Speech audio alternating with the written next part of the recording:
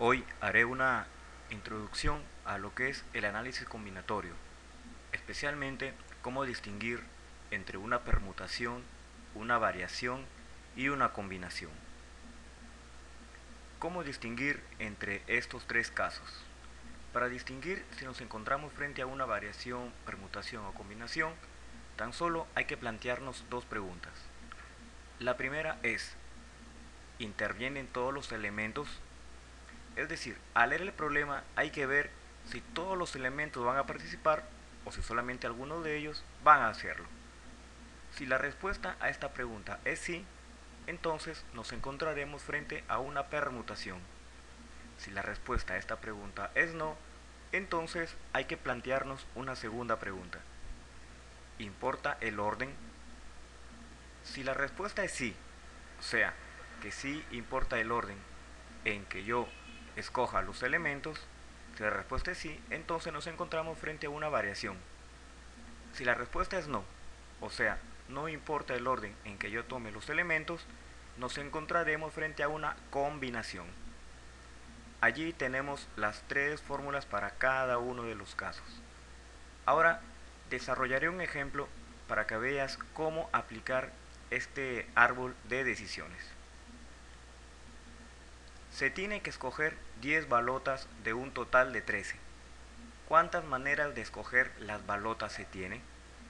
Recuerda que una balota es una pelotilla o bolilla que algunas comunidades usan para votar. Al leer este ejemplo, te das cuenta que el total de elementos es 13, es decir, 13 balotas. Ahora, lo que vamos a hacer es las dos preguntas que te hablé en la parte anterior. Primera pregunta, ¿intervienen todos los elementos? Si lees con atención este problema, te das cuenta que no van a intervenir todos los elementos, pues de las 13 balotas solamente se van a escoger 10. Entonces, la respuesta a esta pregunta será no. Se escogen solo 10 balotas. La segunda pregunta, ¿importa el orden? Para responder esta pregunta te voy a hacer una ilustración. Supongamos que yo escojo 3 balotas.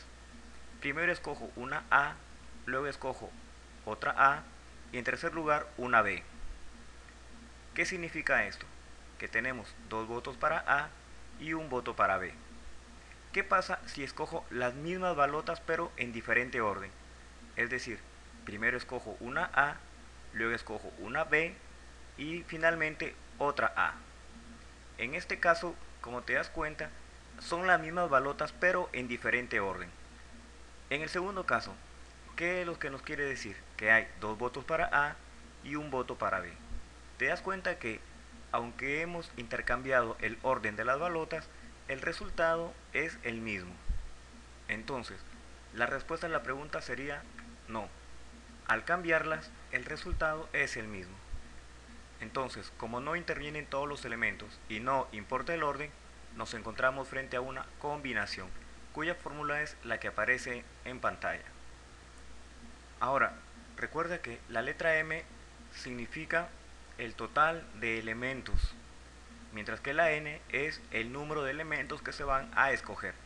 Para nuestro caso, tenemos que M vale 13, pues hay 13 balotas en total, y N vale 10, porque solamente se van a escoger 10 balotas. Al reemplazar obtendríamos lo que aparece en la parte derecha de tu pantalla. Combinación de 13 en 10 es igual a 13 factorial sobre 10 factorial por 13 menos 10 factorial. Ahora vamos a desarrollar la resta que hay en el paréntesis, nos queda 3 factorial, y luego el 13 lo voy a descomponer hasta llegar al 10 factorial. Es decir, pongo 13 por 12 por 11 por 10 factorial. ¿Y por qué por 10? ¿Y por qué hasta 10? Porque en el denominador te das cuenta que también hay un 10 factorial, por lo tanto podría eliminarlos. Entonces nos quedaría que combinación 13-10 es igual a 13 por 12 por 11 sobre 3 por 2 por 1. Lo que sigue es efectuar las multiplicaciones o si deseas simplificar. Yo multiplico y me queda 1716 sobre 6. El dividir me queda 286, que sería la respuesta a el problema.